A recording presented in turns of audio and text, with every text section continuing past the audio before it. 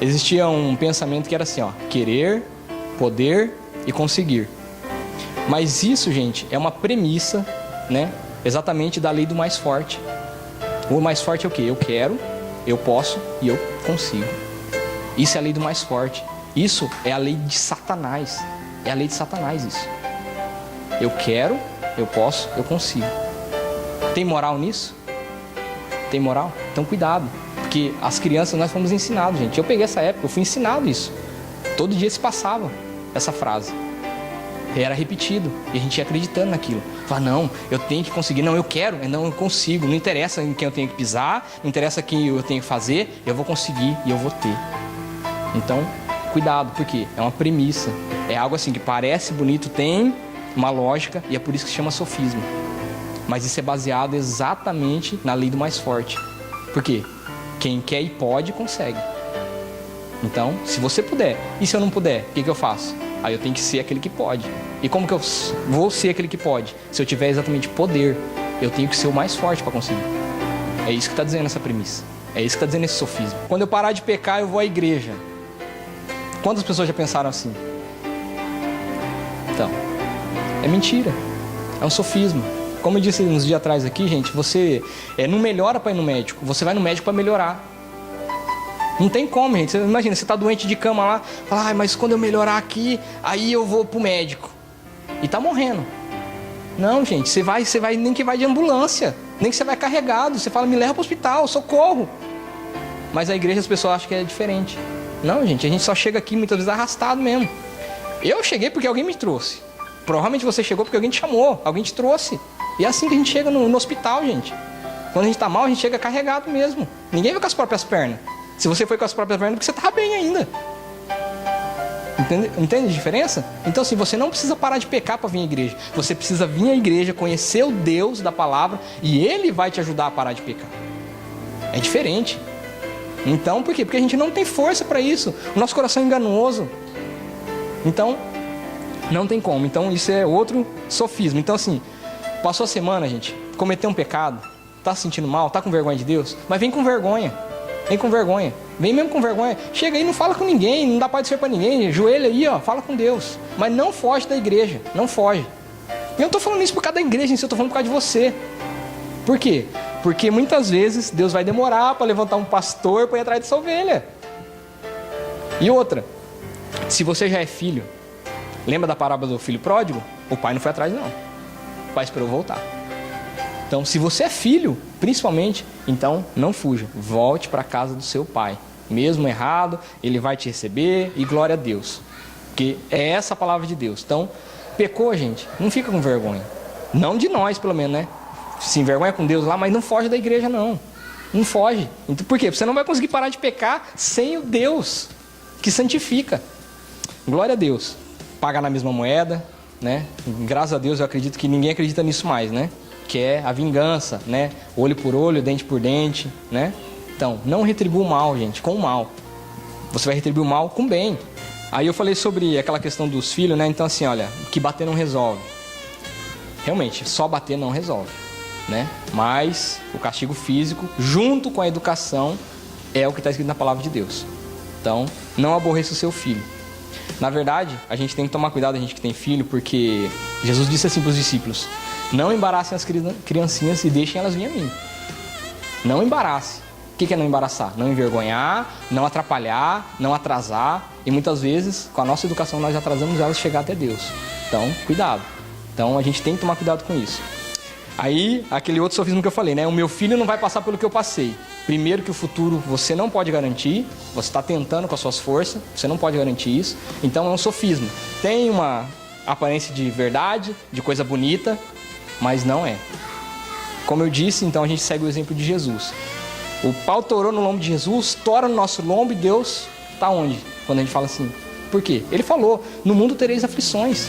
Se você não deixa, muitas vezes, seu filho ser afligido por nada, ele vai se tornar alguém fraco.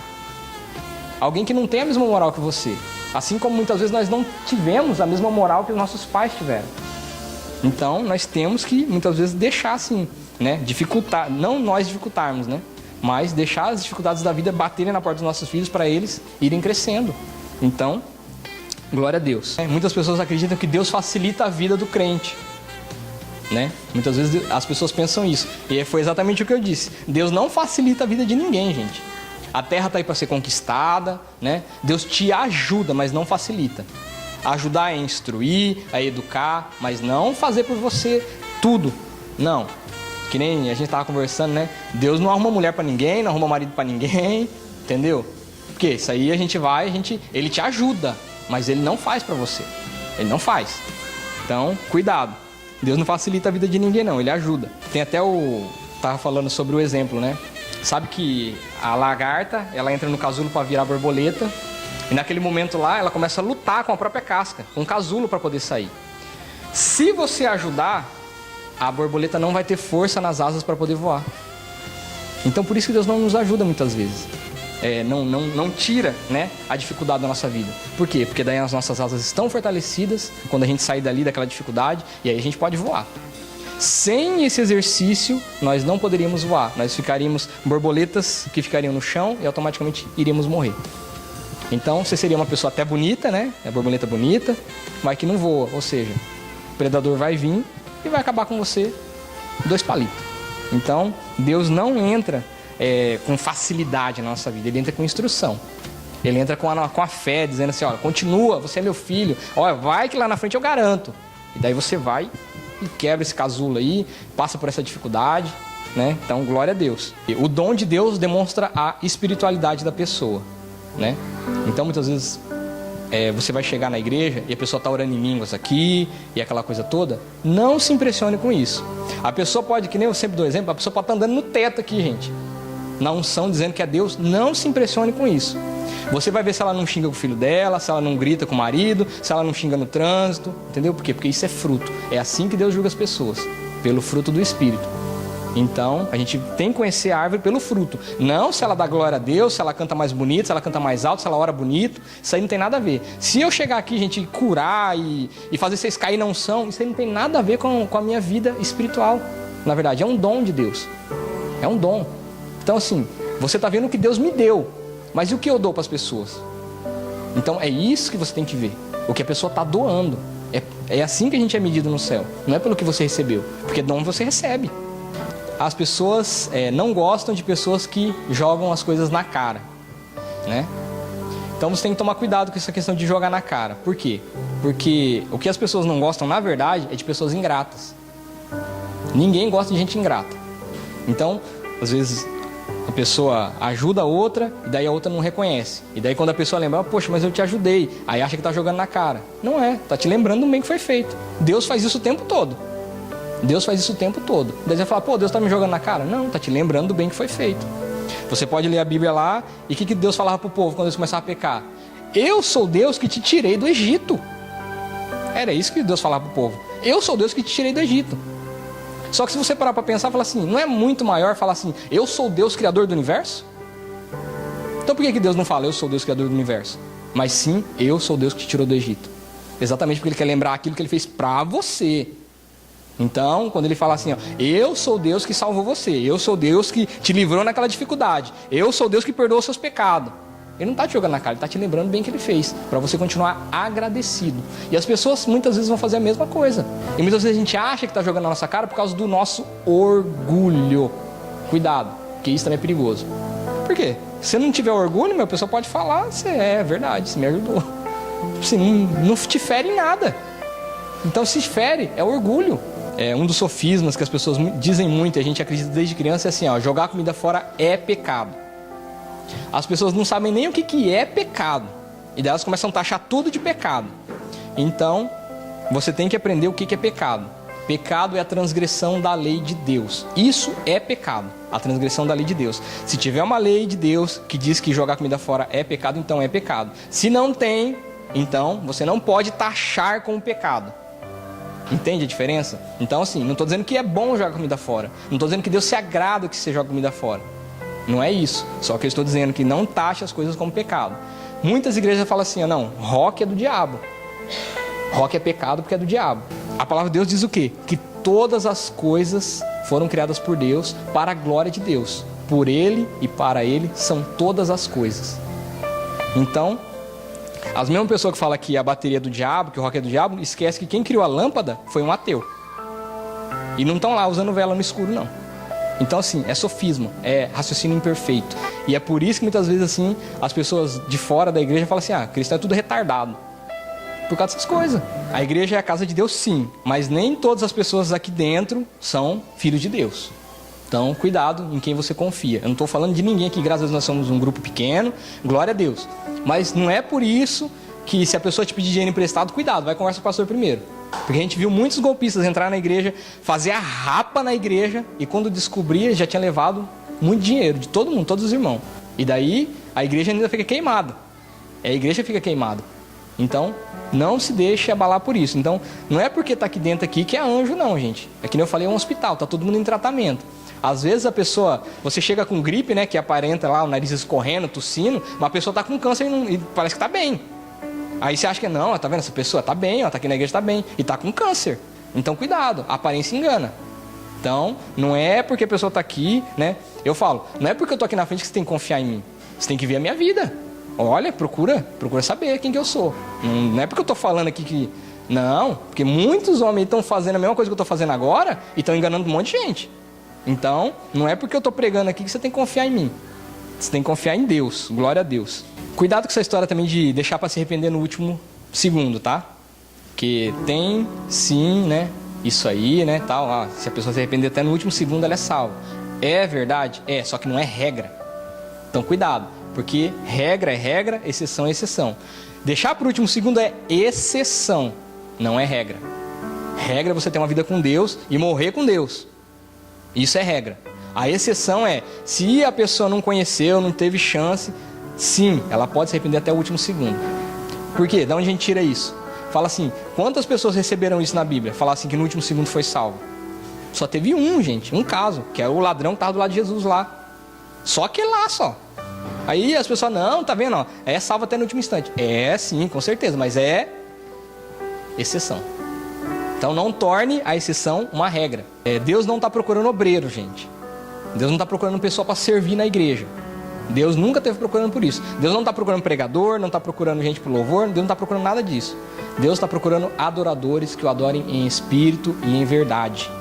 E daí desses adoradores que adoram em espírito e em verdade, ele transforma em obreiro, pregador, serventes lá, pessoas, músicos. Ele transforma essas pessoas. Mas ele não está procurando alguém para ficar na cozinha. Então, assim, quando muitas vezes a gente chega na igreja lá, a primeira coisa que a pessoa quer é socar um cargo em você. Quando faz isso aí, corre porque não é de Deus. Porque Deus não está procurando isso primeiro. Deus está procurando primeiro a sua adoração. Adorou, está em espírito e em verdade? Não, agora eu acho que eu vou usar essa pessoa aqui para fazer algo mais. Vou honrar essa vida. Aí sim Deus te honra. Então, muitas vezes eu cheguei aqui e eu quis ser obreiro primeiro. Eu quis ser, eu estou falando porque eu quis. Eu quis ser obreiro primeiro. Até quando veio a palavra e tirou esse sofisma. Eu falei, não, peraí, eu estou errado. Eu não tenho que servir. Não tenho. Eu tenho que adorar a Deus. Aí depois, a adoração que vai gerar tudo isso na minha vida. Tanto que, quem se sente fraco aqui hoje? Se sente fraco? Sabe como que Abraão se fortaleceu? Dando glória a Deus. Abraão se fortaleceu dando glória a Deus. Então, o que você tem que fazer? Servir? Não, você tem que dar glória a Deus. Glória a Deus. O que Deus te prometeu? Glória a Deus. Você tem que dar glória a Deus. É assim que você vai se fortalecer. Livre para fazer sua própria vontade, né? Cuidado, porque a sua própria vontade é uma prisão. E eu preguei isso um tempo atrás, né? Então, assim, o viciado em droga, ele não está fazendo a vontade dele quando está usando droga? Tá, mas não é uma prisão para ele? Então, fazer a sua vontade é uma prisão também. Fazer a vontade de Deus é que nos liberta. A nossa vontade nos leva para as prisões. Então, cuidado, é uma falsa liberdade. As pessoas falam muito de liberdade. Não, eu sou livre, não tem mais ditadura no Brasil. Tudo pode, todo mundo pega todo mundo. Eu não sou casado mesmo, não tenho compromisso com ninguém e vamos que vamos. Então, sim, cuidado, isso é uma falsa liberdade. Porque daí você se prende num ciclo vicioso e você se destrói. Com a sua vontade mesmo. Muitos cristãos acreditam que somente os pastores e os líderes conseguem ouvir a Deus.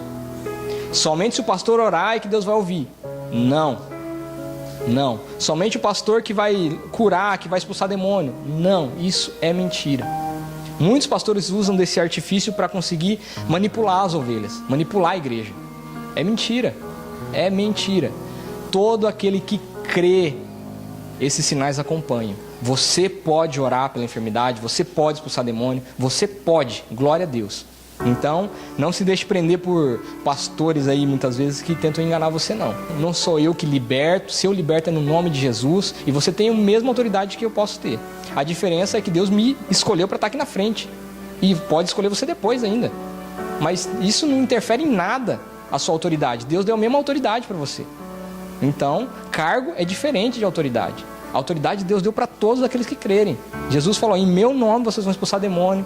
Então, pode ir, gente. Vai com vontade mesmo. Amém? Que essa guerra você vai ganhar, em nome de Jesus. Culpa não é arrependimento. A gente já falou sobre isso, né? Então, assim, culpa é um pensamento obsessivo, gente. Obsessivo. Então, culpa não é arrependimento. Arrependimento é exatamente mudança de pensamento. E a culpa é um pensamento obsessivo na mesma coisa. Então, você vai ver que isso não é aquilo. Uma outra frase também que diz assim, que apenas erros podem ser perdoados. Traição é uma escolha, né? É um sofisma. Porque todos os erros são uma escolha. Todos os erros são uma escolha. Então, nada poderia ser perdoado mediante a essa linha de pensamento. Mas o que Deus nos disse? Falou assim que nós devemos perdoar os homens todas as ofensas. Não interessa se foi traição, não interessa se foi o que foi. Se foi roubo, se foi mentira, nós temos que perdoar todos.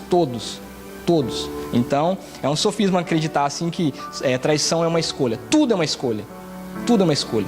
Independente de você saber as consequências ou não, foi uma escolha. Tem escolhas que nem a gente pode fazer, por exemplo, você pode deixar seu filho sair ali fora ali. É uma escolha. Só que e aí se acontece um acidente? Foi uma escolha. Aí você vai ficar culpado? Não, você não vai ser culpado. Foi uma escolha como qualquer outra. Então assim, aí não tem perdão? Tudo tem perdão, gente, tudo. Só tem um pecado que não tem perdão.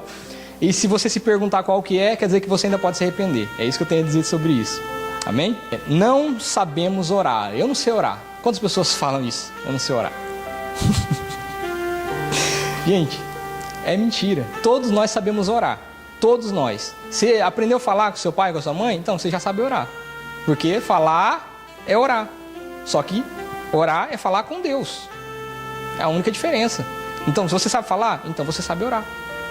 Qual que é a diferença da oração que parece que é mais bonita que a minha? Qual que é a diferença? Nenhuma. Nenhuma. Não tem diferença nenhuma. Porque Deus vai entender aquilo que você está falando. Porque Deus tem um tsuyaku lá no céu, lá, né? Que é o Espírito Santo. E ele leva para Deus tudo aquilo e traduz para Deus tudo aquilo que você está falando. Então não interessa se você está falando balbuciando, se você está falando chorando, se só está mexendo os lábios. Deus está entendendo tudo que você está falando. Eu não vou entender, o irmão do seu lado aí não vai entender, mas Deus vai entender tudo que você está falando.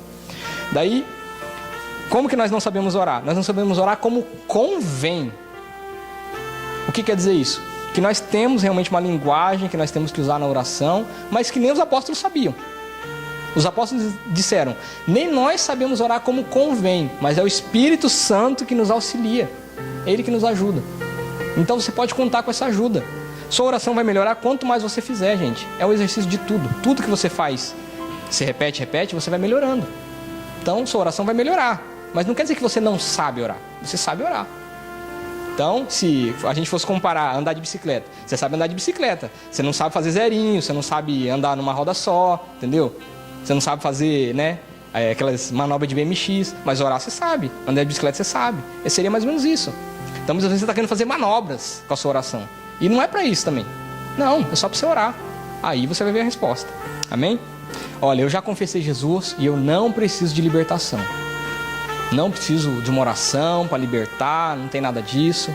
Cuidado, isso é mentira. Você aceitou Jesus? Todos nós precisamos de libertação. Uns mais que os outros, mas todos nós precisamos de libertação. João 8, o versículo 31 e o 32 disse assim: Disse, pois, Jesus aos judeus que haviam crido nele: Se vós permanecerdes na minha palavra, sereis verdadeiramente meus discípulos, e conhecereis a verdade, e a verdade vos libertará. Todo mundo conhece, né? E conhecereis a verdade, e a verdade vos libertará. Só que quem é que conhece a verdade? Aí você tem que voltar no versículo anterior. Se você permanecer na palavra de Jesus, aí você se torna discípulo. Aí você conhece a verdade. Não é porque você confessou o nome dele aqui que você conheceu a verdade. Se você for discípulo, aí você vai conhecer a verdade. Você tem que permanecer na palavra. Muitas pessoas acham assim, que confessei a Jesus, não precisa orar por mim não, e foge. Não, cuidado. Então, não é porque você confessou, não é porque você está aqui dentro da igreja, gente. É se você for discípulo. Porque muitas pessoas estão dentro da igreja, mas não se tornam discípulos. O que quer dizer discípulo? Não permanece na palavra. Então, você vem aqui, você ouve, você concorda. É isso que eu quero. Legal, concordo. Só que você não faz nada do que foi falado aqui. Então, você não é discípulo. E daí você não vai conhecer a verdade. E você não vai ser liberto pela verdade. Ou seja, você vai continuar escravo. Então, quem que é liberto? Discípulo é liberto. Só discípulo é liberto. Só quem está servindo a Deus de verdade mesmo, tentando, se esforçando, é que vai ser liberto. Então, aí, outra pior ainda, e é tão perigosa quanto: os meus filhos não precisam de libertação. Tem gente que acha que porque é criança, e criança não precisa de libertação. É mentira. Na Bíblia você vai ver 2 casos de criança, de filho. Um menino e uma menina ainda, que era para não falar, não, só menino endemoniado. Não, tem um menino e uma menina. Um foi pedir para Jesus lá porque os discípulos não conseguiram expulsar o demônio do menino. E o outro foi da mulher Sirofenícia, que foi pedir pela filha dela que estava endemoniada. Então, criança também fica endemoniada sim, gente. Cuidado. Então, muitas vezes a gente tem que orar, tem que ensinar, gente. Mas às vezes é espiritual também. Então, como que seu filho vai ser liberto? Sendo discípulo também. A única garantia de seu filho ser liberto é se ele for discípulo. Por isso que é tão importante você ensinar o caminho em que ele deve andar. Por isso que é importante. Não é à toa, não. E eu não estou falando isso para ficar com medo, gente. Porque, glória a Deus, nós estamos numa igreja. Você está vendo Deus agir aqui. Eu não estou falando para você ficar com medo. Não é medo. Mas é para você ver, para você analisar, para você educar. E se você vê que é algo espiritual, para a gente estar orando sim. Conversa com o pastor, vai lá, ora pelas crianças também. Porque criança também pode ficar endemoniada assim. Não tem nenhuma garantia na Bíblia dizendo que criança não fica endemoniada. João 16:13 diz assim, quando vier, porém, o Espírito da verdade, ele vos guiará a toda a verdade, porque não falará por si mesmo, mas dirá tudo o que tiver ouvido e vos anunciará as coisas que hão de vir. Se você tentar estudar a Bíblia sem o Espírito Santo de Deus, você vai ficar tão confuso e essa palavra vai te matar e vai te levar à morte. Quantas pessoas você não conhece que já estudaram a Bíblia e fala assim, não, Deus não presta, Deus mandava matar. Então, assim, a Bíblia é cheia de aparentes contradições, entendeu? E eu fico pensando, por que será que Deus fez dessa maneira? Pelo mesmo motivo que Jesus falava por parábola. É para que todo mundo tenha acesso, mas só quem tiver um coração humilde possa achar a vida eterna. Porque se fosse um tesouro que só os intelectuais pudessem ter, então Deus seria injusto. Mas humilde todos nós podemos ser. Humilde todos nós podemos ser. Então todos nós podemos entender a palavra. Mas se nós formos humildes, qualquer pessoa arrogante que for ler, que ela não vai encontrar as respostas, ela não vai saber. Ela vai achar as contradições, ela vai ver que está tudo errado, ela vai ver que não é isso, e ela não vai conseguir achar a vida. Então, se você tem entendido alguma coisa da Bíblia, é porque um pouco de humildade você já tem. Glória a Deus. Glória a Deus. Por quê? Porque é pela revelação através da humildade. Se você vier aqui todo armado, gente, que nem eu falei, uma pessoa que não acredita em Deus, é ateu, está todo cheio das fortalezas, eu vou falar aqui, ela só vai rebater. Só vai virar uma discussão. Talvez, muitas vezes, quando você vem à igreja, tem essa fortaleza aí, e você fica rebatendo dentro da sua cabeça aí, com quem está pregando aqui. Falando, não, isso aí que ele está falando não tem nada a ver. Não é bem assim não. Isso é uma fortaleza dentro da sua cabeça. Então, cuidado. Senhor Deus, eu te apresento aqui, Senhor, a tua igreja, a tua palavra, Senhor, a tua verdade. Deus, nós te pedimos agora, Senhor, em nome de Jesus e na autoridade do nome de Jesus, que toda a fortaleza da nossa mente caia por terra agora, Senhor. Em nome de Jesus, derruba por terra agora, Senhor, essa fortaleza, Senhor, que esse lugar vai ser conquistado por Jesus Cristo. Jesus Cristo vai habitar nessa mente e essa pessoa, Senhor, todos os nossos irmãos, a nossa igreja, vão ter os pensamentos de Cristo, vão ter os sentimentos de Cristo, vão ter a visão de Cristo, assim também vão ter a autoridade e o poder que estão no nome de Jesus. Senhor, em nome de Jesus, ó Pai, tudo aquilo que foi plantado na nossa mente desde criança, Senhor, as mentiras de Satanás, os sofismas, as coisas que parecem, Senhor, ter uma lógica, Senhor, mas não são a tua verdade, ó Deus. Vem agora quebrando, Senhor, em nome de Jesus, ó Deus, libertando a mente, Senhor, em nome de Jesus, ó Deus.